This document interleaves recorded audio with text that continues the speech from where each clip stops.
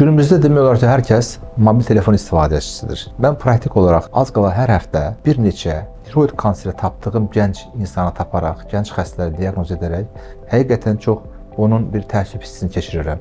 Çünki insanlar, gənclərimiz mobil telefonla necə deyirlər, yatıb durur. Bütün sutka telefonladır. Ən azından mobil radiasiyanın bizim bilmədiyimiz onkoloji riskdən başqa çox mənfi təsirləri vardır. Mobil telefon, mobil radiasiya insanı inaktiv, hərəkətsiz bir həyata sürükləyir.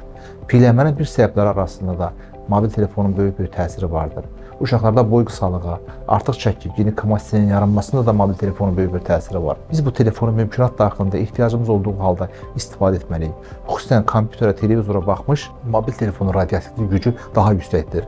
Yaxından təmas istifadə etmək gənclər arasında tiroid xərçənginin, xaya xərçənginin, yumurtalıq xərçənginin artmasına xeyli miqdarda təkan verir. Bu baxımdan məsləhət bilərdim ki, telefonunu mümkünat daxilində üzərində daşımasınlar, yatanda Wi-Fi söndürsünlər, mobil telefonu yataq otağında saxlamasınlar, direkt birbaşa təmas qurmasınlar, mümkünat daxilində arada fasilə versinlər və telefonla saatlarla filmə, YouTube-da hər hansı bir verilişlərə izləməsinlər.